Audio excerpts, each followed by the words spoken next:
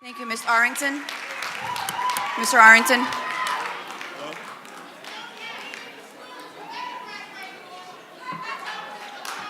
Hello. None of the mics are. Is this mic on? Oh, okay. Yes.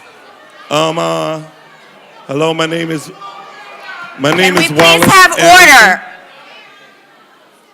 My name is Wallace Arrington, and I was given a piece of paper to speak, but for some reason I don't think I can use that piece of paper right now.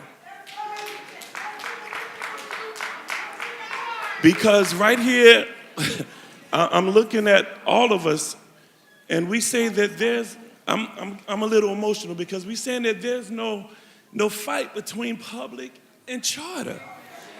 But I understand what the public are going through right now because they're sitting here and they want to say something. I mean, I want to hear them too, and I know they're coming. But it seems like a separation. That's why they're leaving out. Now, my daughter was an A student in public school.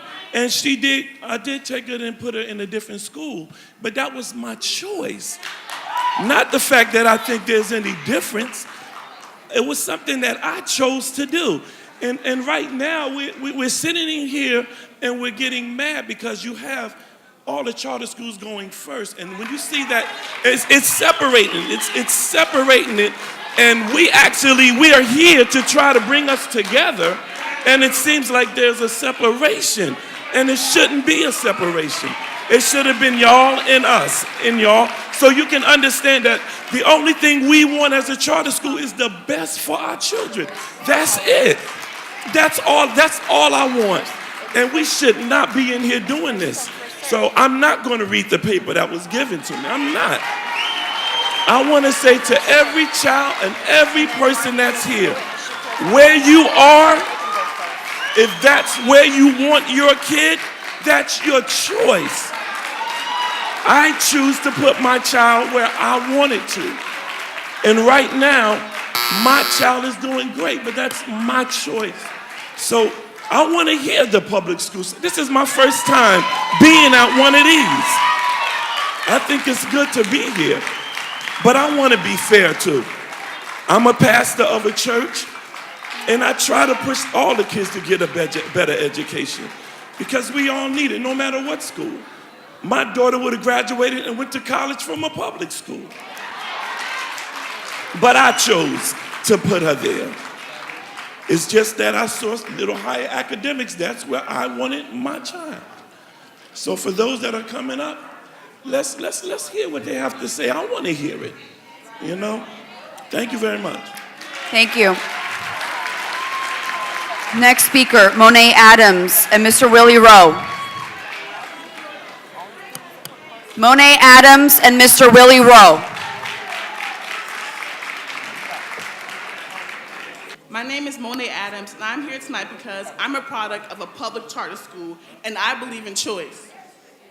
I believe that every parent has a choice to send their child to a school that is dedicated to helping their children achieve their full potential, and that every student has a choice to make their education a priority before sports, before video games, and before violence. I'm here tonight because going to Team Academy Charter School instilled in me that knowledge is power. And in order to receive that power that so many are not aware exists, I had to exercise my right to choose a quality education for myself. After Team, I went on to high school, graduated class of 2010, and I am now a sophomore at Caldwell College. In 2 years, I will have a college diploma.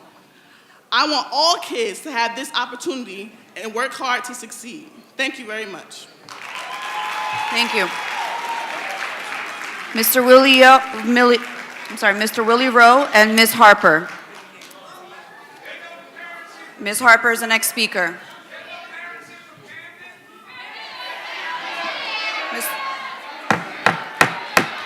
Mr. Rowe. I don't know. Good evening, everyone. Good evening. First, Willie Rowe. First, let me say it's not a matter of public against charter. Okay, that's the division they want to create against us. See, this district has been failed by the state, and Mr. Shavar is orchestrating and manipulating people with a division. We all want good schools for our children. We want safe schools. That's why went to court a few years ago to fight to get the money that we should have been getting for our schools. It's a continuation of the battle of Brown versus Board of Education. They're making us fight over crumbs. Right now, Commissioner Cerf is planning on cutting the budget to our schools in 4 ways: with the absentee rate, with the poverty rate, and there's 2 other rates I can't recall. And I wonder if anyone from the board or the district staff went to the state budget meetings to protest them cutting our money after we won in the Supreme Court last year. Superintendent Anderson and her management team have been repeatedly stated that the restructuring that she is proposing for 2013 school year is an outgrowth of Dr. Jane's strategic plan, and that's not true.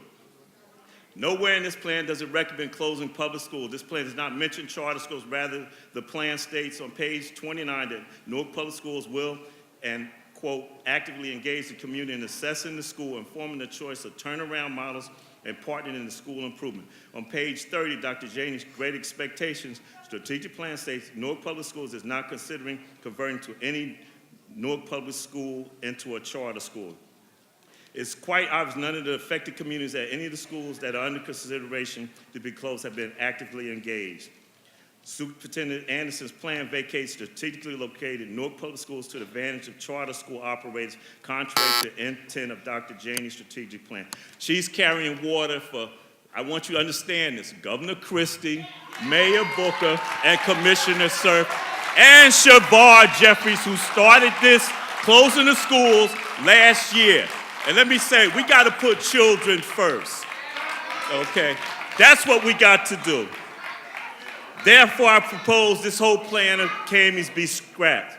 At the meeting, schools stated to be closed. Discussion and comments revealed that the decisions to close these schools were made on inaccurate, erroneous, and incomplete information and completely ignored the wills, feelings, and opinions of the families of the children at the school. As CAMES submitted to the board a report from the various schools, Dayton Street, Miller Street. She changed Miller Street because it was a complete lie that they didn't have space. They had plenty of space, and their population was small.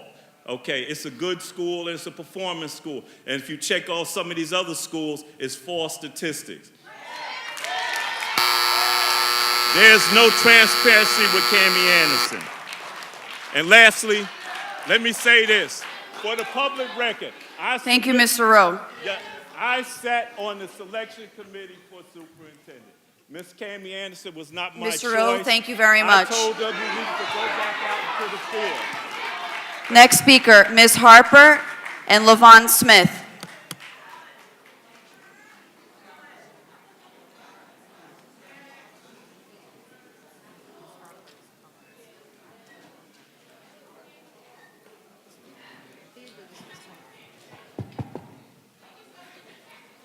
Oh, you ready?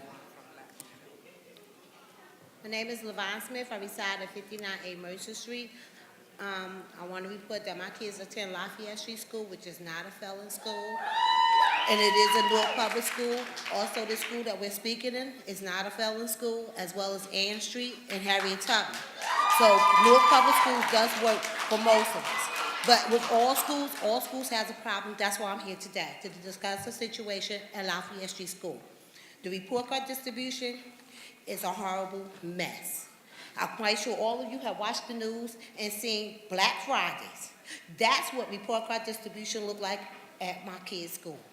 You got a gang, just how we was outside trying to push our way to get in here to speak to y'all, that's how it is to pick up report card.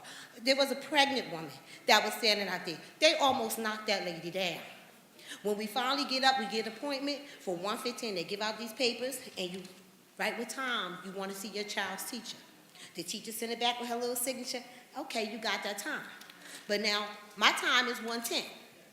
The security guards don't let us in till 1:23. So now I'm already late for my appointment. Now I've got to fight with the mob like I'm winning a prize to get the report card, but it is a prize because one of my seats did make the honor roll. So it was a prize to get it. But really, do I really have to go through that? I have a resolution for you, so y'all don't need to take a day for a staff development day. I'm going to develop your situation right here, right now. If you give me a time, regardless if she get there or he get there or she get there before me, no parent should go in that class before my scheduled time. So you don't need a special day to come up with a solution because I just gave you one. Have a good day.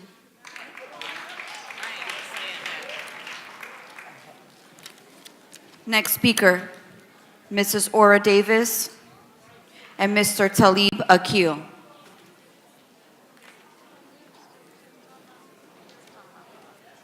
Protocol has already been established. My name is Mrs. Ora Davis, 429 South 9th Street, Newark, New Jersey. Taxpayer and citizen of this city for 60 years. Excuse me, Ms. Davis, can you pull the mic a little closer to you so we can hear you? Thank you. Taxpayer in the city of Newark for 60 years. 8 kids graduated from the public school and 8 kids went to college. Not all of them graduated. Have 14 grands. 6 of my granddaughters have graduated from college. My daughter is teaching in the Newark system. I have a granddaughter mentoring teachers. I have one thing to say, 2 things, 3 things, 4 things to say, and I'll be sitting down. Yesterday we had a blackout at Harriet Tubman. Something happened to the electricity. Since our kids have to pay for lunch, yesterday they had 2 sticks of cheese and a graham cracker and some juice for lunch.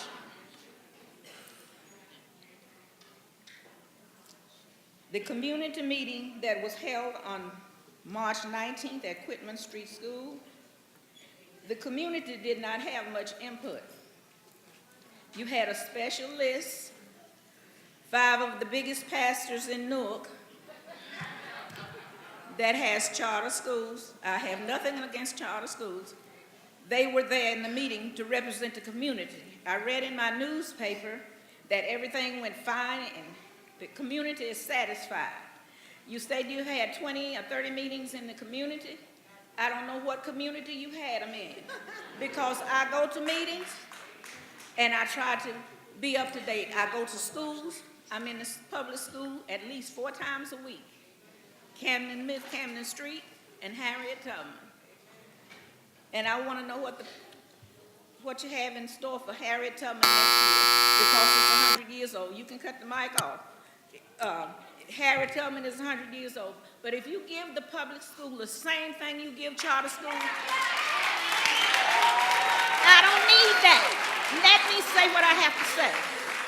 I don't need any patent. But if you give the public school what the charter school has, I double dare you.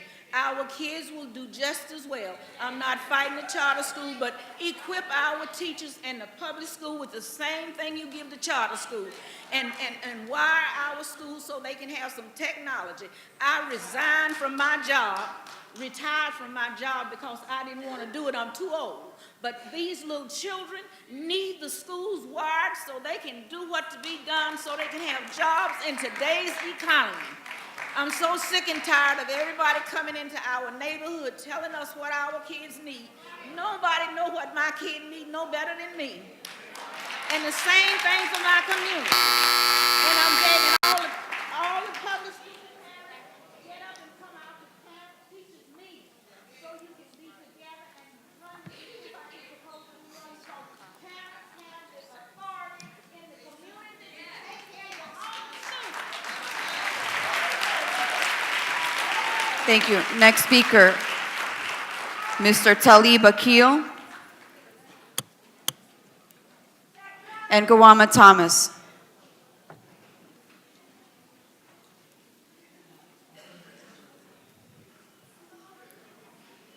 Jose Mello.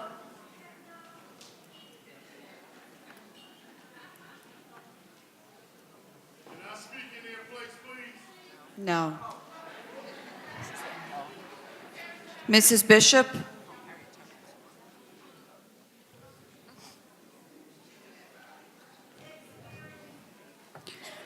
Mr. Lucius Jones.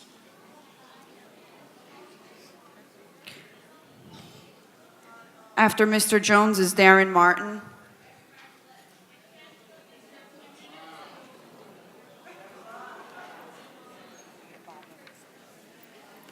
Is Mr. Darren Martin here?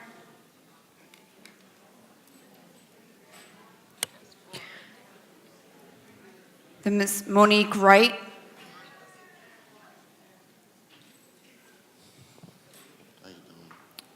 Madam Chair, Mr. Jones has 5 minutes.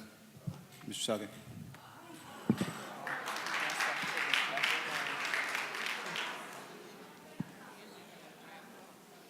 Ms. Jones, did you make it on? Okay. Go ahead, Mr. Jones. Greetings, advisory board members, Good evening. administration. I'd like to begin by talking about the Zimmermans in the world. You know, we talk about, when we see what black African Americans have to go through, not only in the nation, but in the city of Newark, it's a major, major problem. The superintendent has said on many, many occasions that when she looks at her data, now she said this based on data, the only wards that seem to do doing well in our public schools is the East and the North. The South and the West and the Central wards have terrible data. But she doesn't acknowledge that the fact that the state came in here in the South Ward and brought in Success for All, a model where children have a reading model with students that hinders students' ability to read. It didn't even have a math component. She didn't look at the fact that when you looked at the North Ward data from 1996 until Dr. Marinaro left, that the data from the North Ward region and the East and the South and West Ward region was very compatible. And that's because you had very people who set high expectations. What concerns me, Ms. Anderson, very simply is this. I'm a type of person who likes to do the research. I have a CCTV and I got one eye and I spend a lot of time looking at that TV, looking at what you folks write. And you write a lot.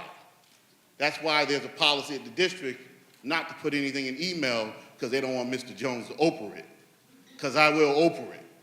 My point, Ms. Anderson, is this. At Ivy Hill Elementary, for example, we have 592 students. Your demographer, whoever that person is, says that we have 505 students. Out of the J&L districts, Princeton and all these other districts, their budget is $19,000 to $21,000. I'm going to say that Newark Public School students receive somewhere in the area, when you count federal dollars and grants, of let's say $18,000 to $19,000. But only $4,000 or less than $4,000 of what every kid receives in the public school makes it to the classroom. I want to know, why is that?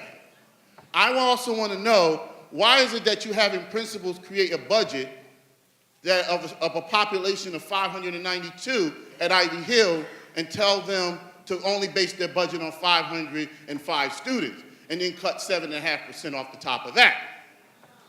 So my question is, the principal has to cut activities like art, like music, like gym, and various other activities that the students would have. At Lincoln School, 411 students. You told the principal there to only count 350, a loss of over $400,000. Oh, I didn't say what Ivy was losing. We're losing almost $1 million out of our budget. Let's go to Shabazz High School, a SIG school, which receives almost $5 million from the SIG grant. The principal has to cut $1 million out of his budget. Central High School, a school that made honors, great achievements last year, had to cut their budget by $555,000. Newton Street School, cutting their budget by $500,000. Let's go to Raphael Hernandez, cutting their budget by $300,000. Ms. Anderson, you're kind of contradicting yourself. How can you do all these cuts in the schools and cut valuable people from the school day, not provide tutors, trips, and all these enrichment programs that these kids need, while at the same time you're increasing your staff at 2 Cedar Street? I need a real explanation for that. I need to know why you have a chief financial officer who made $143,000 last year, but because her salary did not match the real business administrator in this district of $178,000, that you increased her salary $35,000 to $40,000. Can you explain that to me, Ms. Anderson? Can you explain to me why you are cutting schools while at the same time increasing the fat cats at 2 Cedar Street? There is a new day. There is a new day. The new day is going to continue to watch what you do. And if you're going to do it the way you're doing it, because if you can stack the board meeting, we can stack the board meeting. We will stack whatever you do. Mr. Jones. I'm going to close. On Thursday at 6 o'clock, there's a budget hearing. We want to make sure everybody knows what's going on. Because right now, it's really not about, what do you say, it's not about charter or public? It's really about money. Mr. Jones, thank you.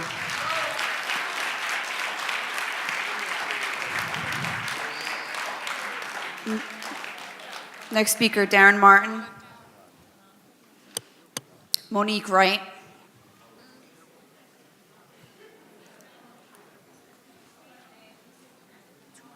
Jacqueline Beto.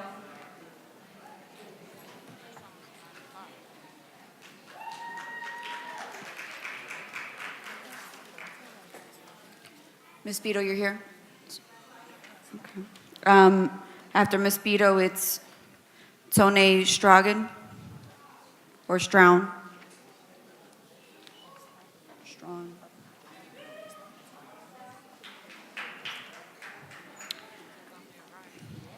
Maktar Abar.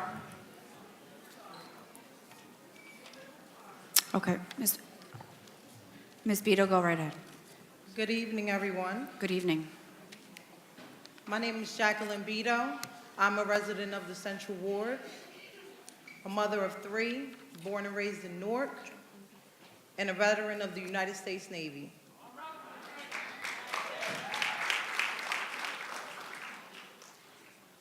And I'm here to say that after serving 2 tours of duty in Iraq and Kuwait, I know of no greater terroristic threat to our country than that of an uneducated child. My mother was schooled in Newark Public Schools all her life. She attended Belmont Runyon, Dayton Street School, Clinton Place for junior high, and finally graduated from Southside High School, now known as Malcolm X Shabazz High School. And as much as my mother represented the black and the gold, she made the decision to enroll me in private school for 12 years and struggled to do so as a single mother, because at the time, that's what she considered as a quality education. I'm here tonight to bring to light that the fact that quality is not determined by the name by which we give the governing body, but the practice that takes place within that body. There are great schools in Newark Public Schools. There are great private schools in Newark District, and there are great charter schools in Newark District. Now, with that said, we must observe the work that in the end produces the results within all of these schools, and not just the nostalgia that we feel as we remember the days we attended school as children. Cornel West once said, "None of us alone can save the nation or the world, but each of us can commit a positive difference if we can make a positive difference if we commit ourselves to do so." So I ask our educators, our parents, our community, what are you committed to do in order to make a positive difference in the lives of all the students of Newark?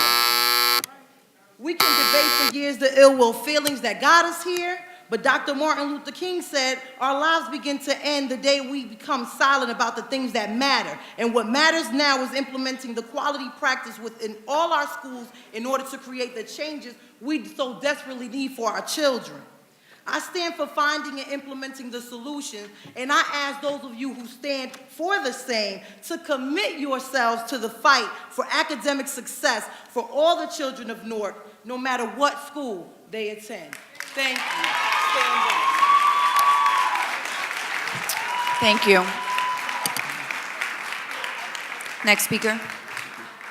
Good evening. My name is Mukhtar Bari. I Good attend evening. Newark Collegiate Academy Charter School. I'm a resident of Newark, lived in Newark my whole life, grew up on 386 Dayton Street. Okay. We are advocating that every child in the city of Newark should receive a high-quality education from excellent teachers and qualified administrators to ensure that all students graduate college ready. I am here as a resident of Newark to say education matters.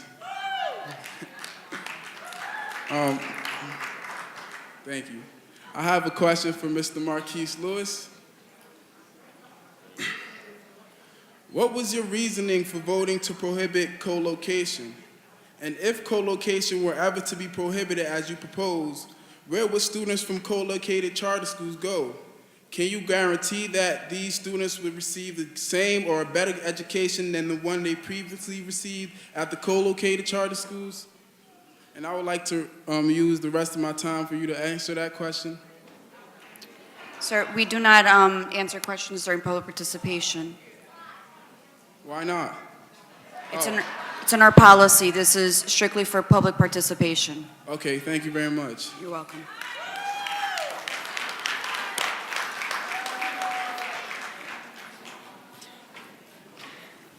Kalisha Laurel.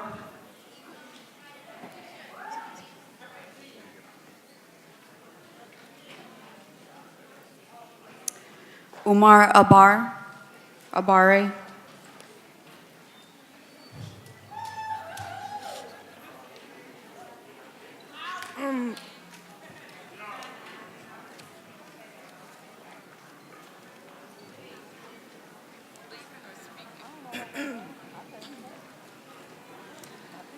Hi, my name is.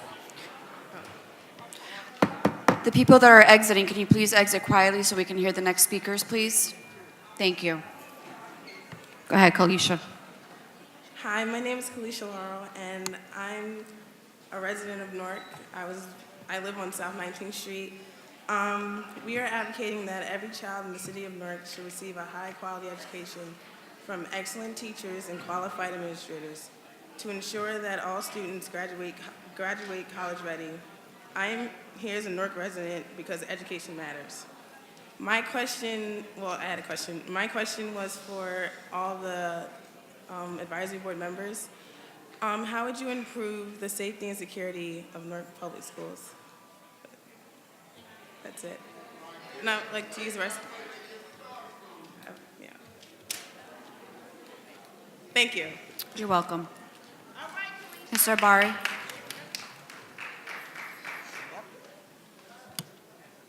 Good evening, Madam Chair. Good evening. And all distinguished members of the board.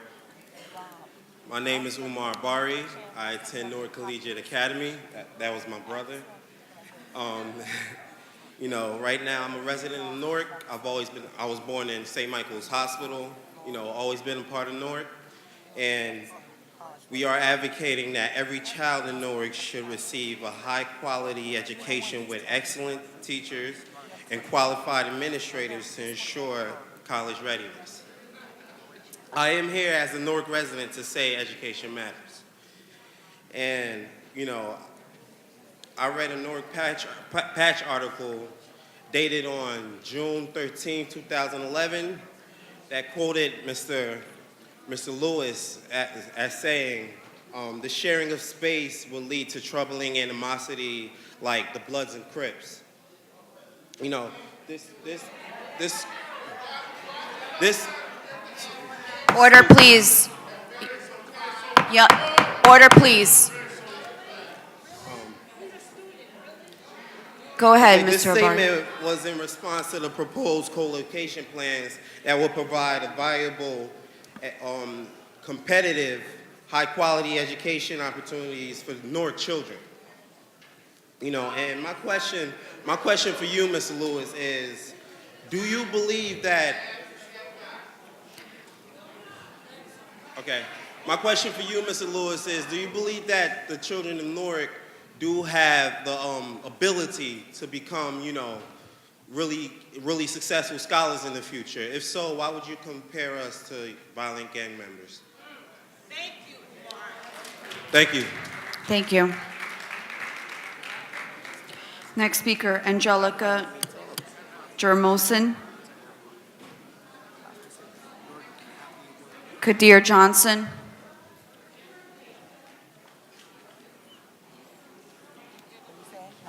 Is Kadir Johnson here? No, Angelica. Good evening. Good evening. Hi, my name is Angelica Jamosin, and I am a student at Newark Collegiate Academy. And we are advocating that every child in the city of Newark should receive a high-quality education from excellent teachers and qualified administrators to ensure that all students graduate college ready. I am here as a Newark resident because education matters. And my question is for Mr. Lewis. Excuse me, Angelica. I would like that everyone please give her the respect that we gave to every other student here. Angelica, please go ahead.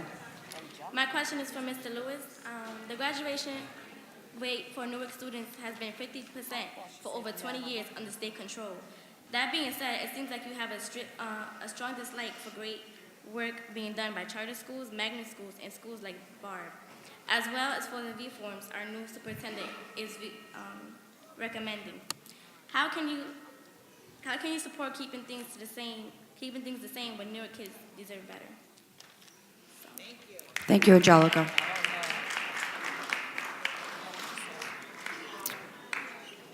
Brianna Wilkins.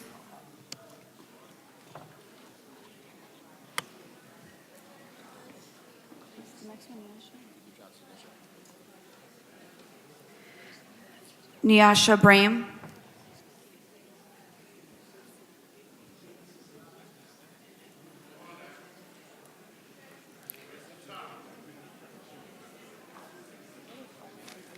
Quamiria Newton.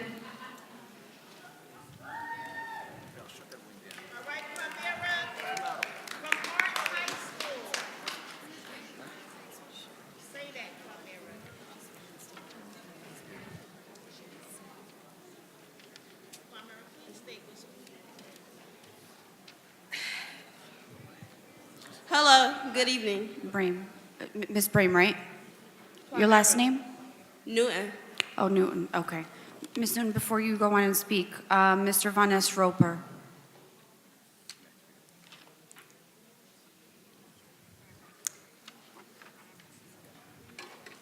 Patarika Noon. Go ahead, Ms. Newton.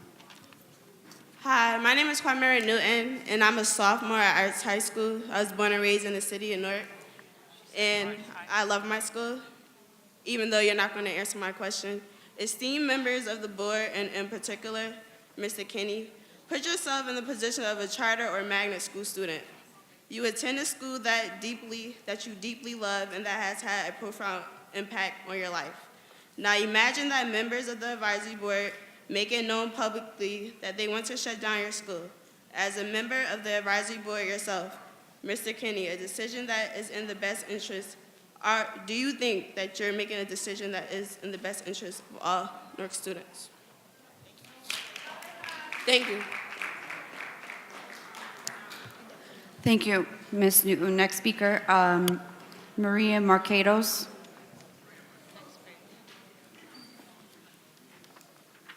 Maria Marcados, Victoria Borges.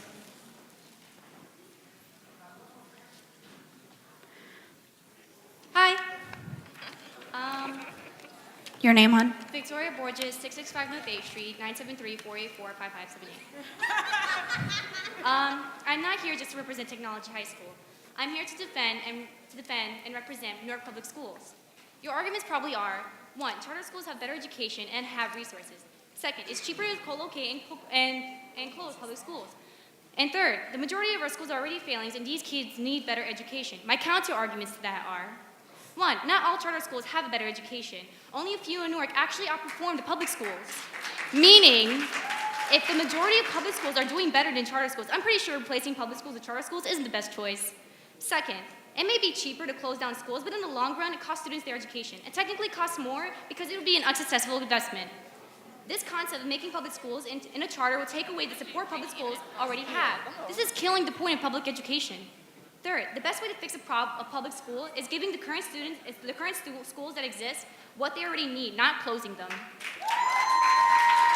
Also, Ms. Anderson, you came to my school recently to have a discussion with the students, but never answered the questions I addressed, as well as a few others. Here are the questions along with some statements that I must prove. First, students have their individual reasons not to enjoy school. This could possibly be A, problems at home, B, feelings of neglect in the school, or C, possibly unmotivated due to the discouragement and stereotype people from other schools put on Newark public schools. I know this because I was one of those students until a teacher changed my life and introduced me to policy debate. My question regarding this specific point is, how is turning public schools into charter schools attacking a student's individual reason to dislike school? Second, you say we must have more successful schools, that everyone needs the right for education. But consider this. What allowed schools to be successful? Why can't you apply these successful concepts into failing schools? Third, most students I know personally have went to hybrid and interviewed the students. And here are some actions I must question regarding hybrid high. This was said by the principal of hybrid. He states, hybrid high was intended as a mini-managed school, and we were doing fine until 20 specific students with a history of behavior problems were transferred to hybrid. Since then, a sponsor gave up on funding it, and the school was closing. My question is, why did you transfer 20 schools into hybrid, and why didn't you simply give hybrid high what they needed? They were doing fine. Fourth, you believe you gave us the details of your plan you are proposing, but you gave us the general idea, but not the details. You never gave the schools, during the meeting, a number of how many hybrid high students were coming in, so that we can tell you how many we can squeeze in such a small school. You expect us to have the facts, but you never provide us with them. 5, if you close down a public school, won't that mean teachers who have worked in public schools will not have a job and they will work for a charter school? Thank you, That Ms. means Borders. the support a public school had will disappear. If these points are not considered or answered, I'll be here in the next meeting and the one after that.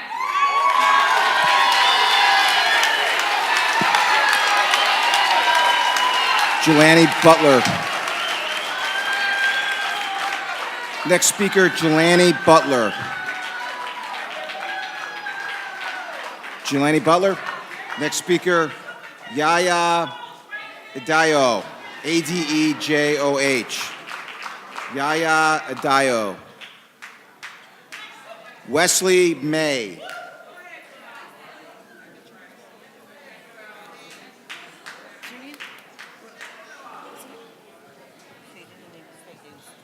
Good evening, my name is Wesley May, and I'm a representative of Technology High School. I'm speaking out against Superintendent Anderson's plan. But first, I want to explain how I feel about my school. Technology was a school that put me out of the category of, quote unquote, just some Newark school. It proved to me that I'm not just an ordinary, average person, and that I could excel with exponential greatness. The school could make me prove to the world that I can be someone.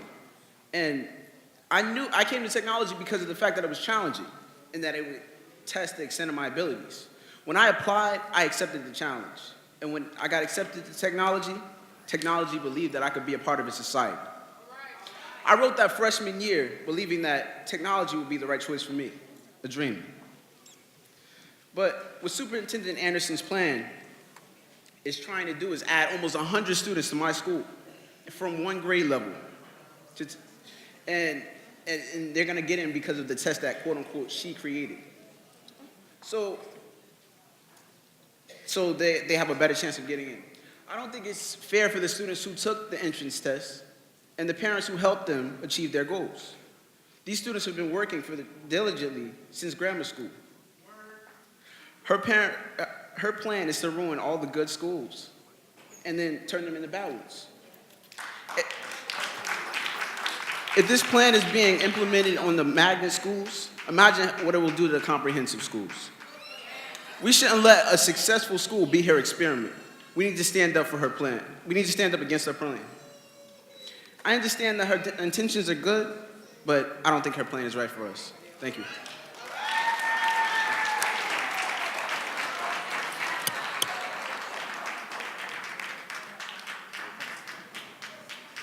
Pedro Ortiz, Wayne Vargas,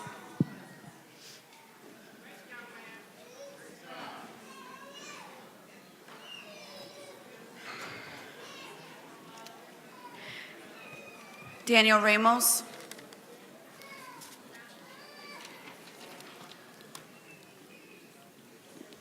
Azuri Parant,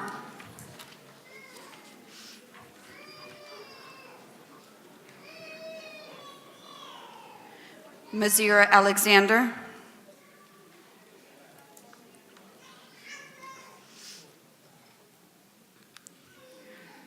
Brianna Simon,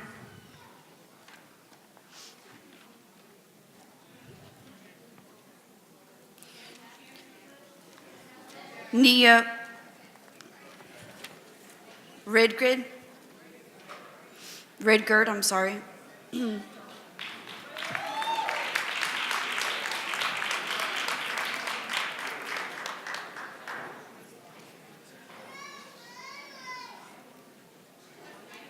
Sweetie, are you Nia? Okay.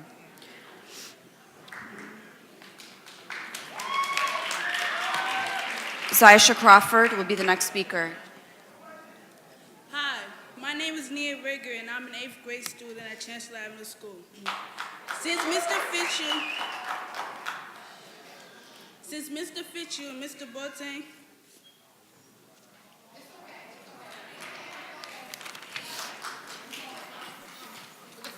Go ahead.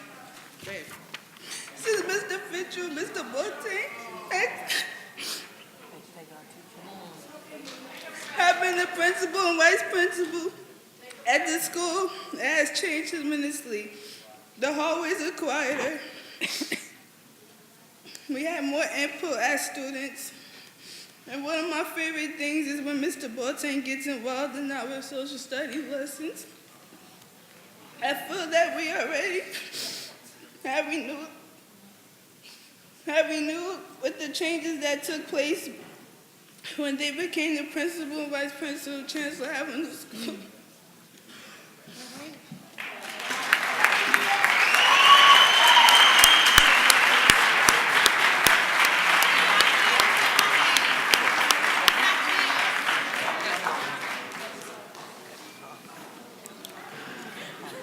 Next speaker is Ms. Crawford, Zaisha Crawford.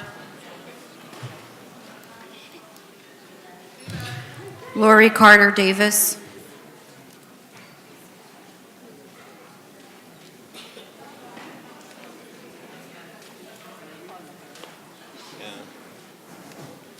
Okay, Green.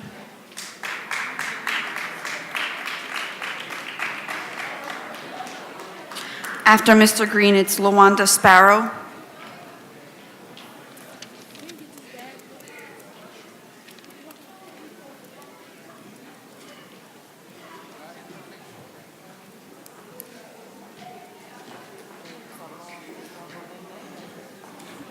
R.K. Green. Go ahead, Mr. Green. Mike, R.K. Green. I'm here on behalf of Chancellor Avenue School. And I feel some type of way that it took this long for us to get here. But just by sitting here, it seems like it's a whole different vibe or something going on about public schools and charter schools. Like Chancellor Avenue, my freshman in University High kindergarten teacher is here from Chancellor, which I still see to this day. And it's so hard that all these meetings, people are stressing that these schools are community family-wise. Like, I don't know some of you, but some of you are from Newark. Our kids need special attention to the things they deal with outside of school. So it takes a qualified teacher to deal with the tragedies that happen in the city to deal with these kids when they get to school. Understand, to teach them, you have to reach them. You don't know what may have happened at their home the night before. A murder of their brother, their cousin, anything they could have saw. So when you evaluate these people to see if they're certified to teach our children, understand they must come from where our children come from. Because these people that you may consider qualified may not be qualified to reach our children so they can learn. And at Chancellor Avenue, like she said, she cried. I have a daughter right here now that's in 6th grade that have been from Little Chancellor to Big Chancellor. This is all my family. I don't care what color they is, what subject they teach. This is all my family. And like they said, we are cell phones away. So I don't understand what y'all saying and who y'all gonna bring in here to analyze that's better equipped to teach our children. They're all special needs, especially coming off of Chancellor Avenue. I don't care what your dad say. You really want to get some. I don't care about the 45 minutes you sat in the school, you sat in the class. Come and spend a week on these streets and go to these schools. And then you make your analysis. But Chancellor, please leave Chancellor alone. Please, because we are doing what we need to do. And it done came, everything y'all want, it's already there. We don't need renewal, we got fiscal.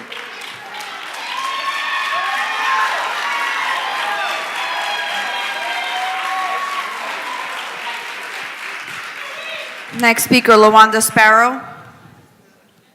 Margaret Smith. Ms. Smith's not here.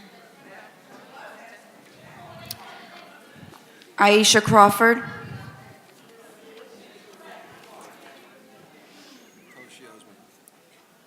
Claudia Smalls.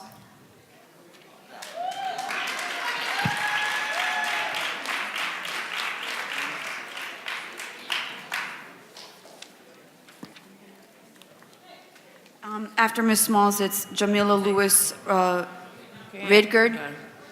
My name is Claudia Small, and I'm a longtime resident of Newark, the South Ward especially. All of my kids went to the schools in the South, even I did. I went to the Annex and Chancellor, and I went to Weequahic High School. Now, yes, I'm an Indian. I would like to say something about my son, Emil Moore. That's my son, and he's a special needs kid. And you know, when he became a special needs kid, that he knew that he needed help with Mr. Fisher was the principal. He's the principal there, Mr. Boltang. They helped him. He has his personal aide. He has his teacher. I have their phone numbers and everything. And then tragedy occurred. I lost my husband, his father. It's going on 2 years, and do you know the help that I've got from Mr. Fisher, Mr. Boltang? Because my son has set him way back when that happened, and they saw it, and then they came to me, and I said it's okay to give him the help that he needed.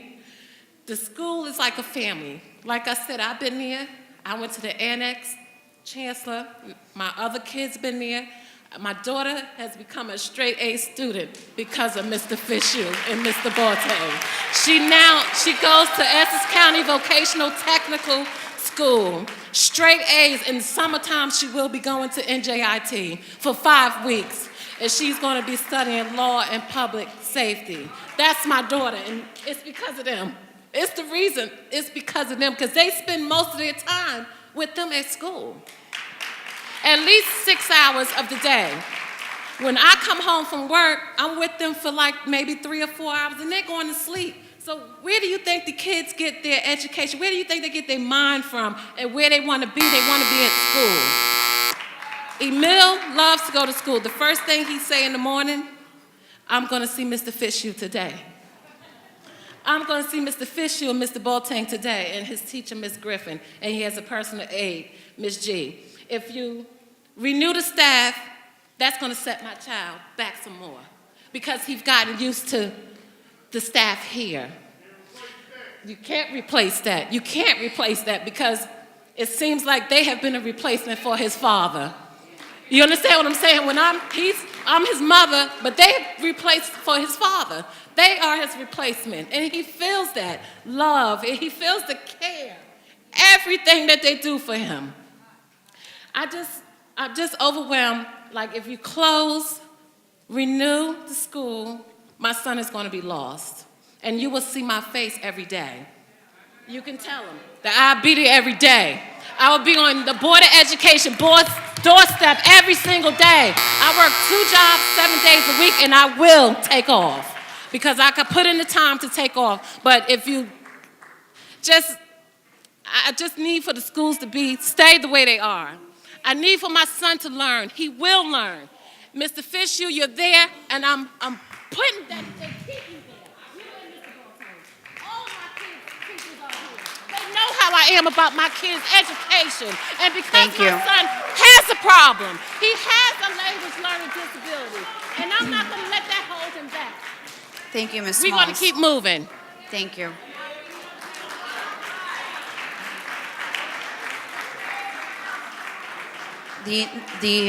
Before we move forward, we've passed the 90 minutes for public participation, but I am extending it for another 15 minutes.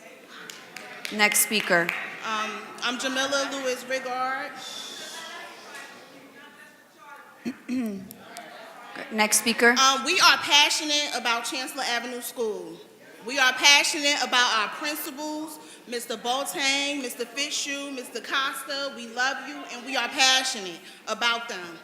I wrote something, but I can't even say it because I saw something here that was, I watched the lady from the charter school go back and forth to this table, and every time she went back and forth, and she would go to the people, and then they would be called next right after, and I'm sitting here like, what is going on? Where is she? Right here in the red. And I asked her, are you trying to get all your people on to speak first? She said, I'm trying to. But that's not the case. I am here for Chancellor Avenue School. I have an 8th grade student. My daughter just spoke. I'm here to address the recent decision to make Chancellor Avenue School a renewed school, and the success of our leaders, Principal Fitzhugh and Vice Principal Boltang. I was stunned on March 19th reading on NJ.com that Chancellor Avenue School and the students at its affiliated K-12 academy will undergo staffing changes and open as one of the 8 renewed schools. What was so surprising was the fact that Chancellor has already been through a renewal, when Mr. Fitzhugh and Mr. Boltang were hired to lead the school. Even Mr. Barton, who came to our school on Friday, said how well Mr. Fitzhugh was doing as a principal. And he had the nerve to say that they will take some of what he's doing and the new leader can use that. Who says that? Oh God, that made me so mad. I cannot begin to tell you the changes I experienced as a parent when they came on board. The atmosphere at the school has changed. The hallways are much quieter. The teachers are more at ease to teach without continuously addressing behavior problems. My daughter would come home in the past telling me about the latest physical altercations in the school. Now she talks about how her vice principal comes into her classroom and chimes in on her lessons. With the implementation of the principal's program, an after-school program designed for students who are struggling in certain areas, and the teachers' main focus are now on their crafts of teaching, Chancellor Avenue School was able to make AYP in the 2010 and 2011 school year. And I am sure that we are going to excel this year. Excuse me, Miss Cammie, please don't talk while I'm speaking. Please don't do that. That is very, very disrespectful. I'm a grown woman and I deserve the same respect that you want. All right? Thank you. I feel like we were misled when we found out through the media that Chancellor Avenue School was going to be a renewed school. On the website of NPS, it says that the impacted schools were informed of the renewals and what was going on. Chancellor Avenue School was not informed at all until after the press release. The teachers were informed on March 21st when they had that day off. They didn't even know about it. So you expect the teachers to come to school and teach for their NJ acts, to teach our kids when they have their Ms. Lewis Regard, your time is up. Thank you. Samoya Fontaine.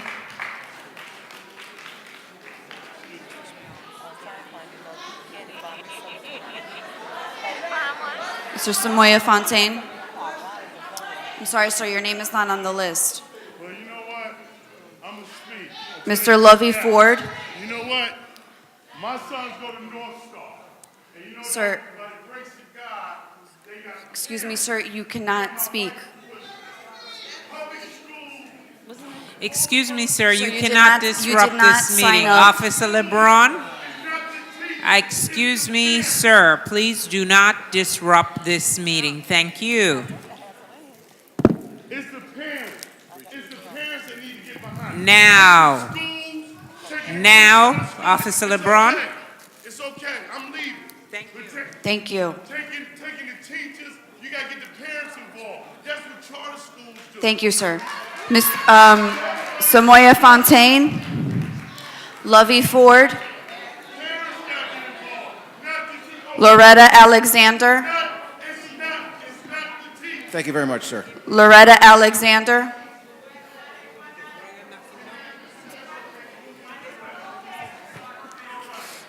Donald Canty. Donald Canty.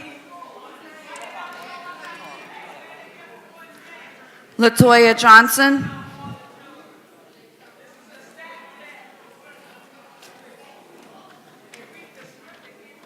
Latoya Johnson's not here.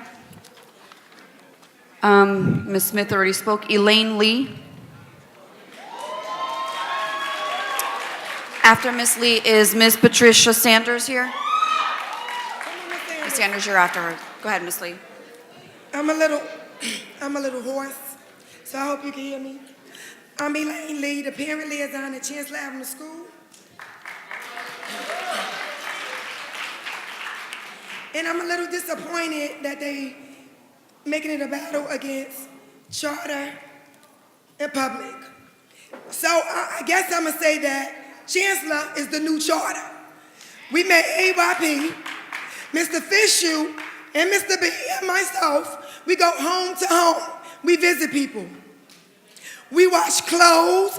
I wash clothes every week. Mr. Fishu wash clothes. We take turns. We love our children. Our children go through a lot at home, and they come and they talk to us. And for you to come in and say that you want to take Mr. Fisher away, I am devastated. I have been in Chancellor for 12 years. 12 years I've been through 5 administrators, and I have never seen it so peaceful. And at the end of the day, when you come in and you change, because we know it's good, but when you come in and you change, you're not taking away what we got, because we got a family. And we here for Nia and Fatu and Asia and in Asia, and at the end of the day, we still gonna be for them. So for the charter schools, we love our children. We here for them, just like you. We're their mothers, we're their fathers, just like you. So it's really not charter in public, it's not. Because the renew, we already have. We had it last year when they came in and we made AYP. And they not telling nobody that we made AYP. We made Safe Harbor. Where is the Safe Harbor? We made Safe Harbor. We don't feel safe. We don't feel safe. Thank you.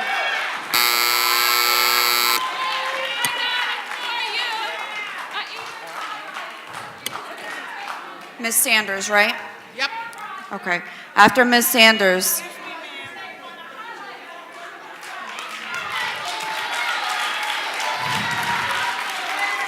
Next we have, after Ms. Sanders speaks, we have M. Schwartz. Is M. Schwartz here? This isn't what I prepared, but I just have to throw this out because I noticed that last month's meeting, the same thing happened. Miller had a huge turnout, and they were thrust to the end. So there were 3 parents, and one parent got up and spoke and said how all of their people had to leave. Now, I don't understand why, but it seems like this is happening again. And not because I'm from Chancellor, but because there was Chancellor and they had to leave. Now, I'm going to say that it was just happen chance. A strong mind leads to bright futures. is Chancellor Avenue Annex's model. We are a renewed building. We chose a great leader in 2010, 2011, who gave us a safe building, allowed the teachers to teach without fear, which resulted in improved test scores, or should I say, AYP. Mr. Fitzhugh came with a clear mission and vision that the staff embraced. We teach our children as if we gave birth to them. Our leader, Mr. Fitzhugh, says that you are an excellent teacher, or I will show you, I will coax you, I will help you become one. And if not, he has no qualms of showing you to the door with love and good wishes. The staff has embraced, reached out, stays late, gives their phone numbers to our parents so we are in touch. Whatever resources we have, he shares them fairly with all, including reaching into his pockets to make sure that every need is met. He always rewards the staff for their hard work during our monthly meetings. So, and I'm tired and I have a migraine, but I'm gonna finish because I know I have about a minute and a half. So our question is, we have already started our own renewal plan with success in the school year 2010-2011. We made AYP. Students are learning. Staff cares and loves our students. The school environment is safe. Parents are participating. So what are we renewing at Chancellor Avenue? We hope that the renew is not a form of nepotism to bring in programs that allegedly worked in other states.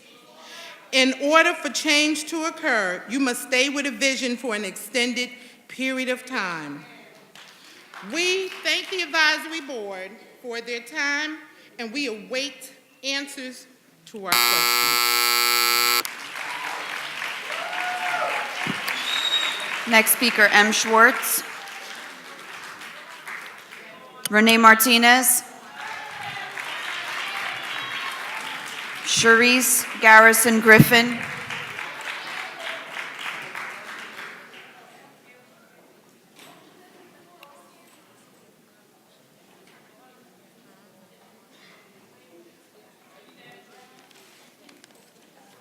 Good evening. I want to first start off to tell you that I am also disappointed. I have been in Newark over 40 years. I am not only an employee, I'm a mother, I'm a grandmother of 5 children that attend Newark Public School. My daughter received her master's degree, went to a Newark Public School. My son went to Mr. Leone's former school, University, where he will be attending NJIT Biomedical Engineering.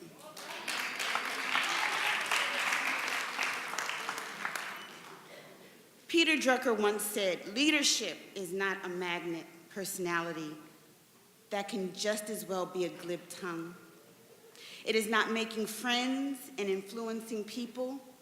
That is flattery. Leadership is lifting a person's vision to higher heights, the raising of a person's performance to a higher standard, the building of a personality beyond its normal limitations. Gerald Fitzhugh is the principal of Chancellor Avenue Elementary School, and he operates our school under the definition of a respected leader.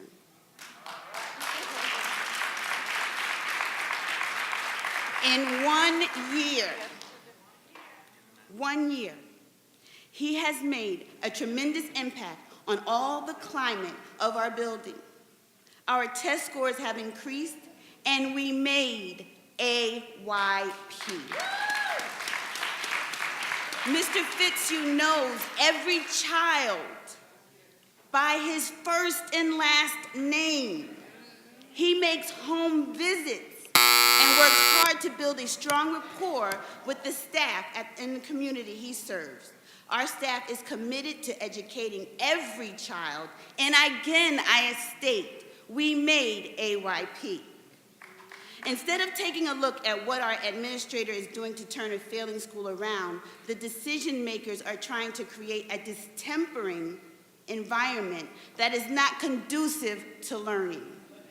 Ladies and gentlemen, I leave you with this. If you would make one wonder of how do you make AYP adequate yearly progress, and then you have to reapply for your job. So what happens to AYP? All your progress. Thank you.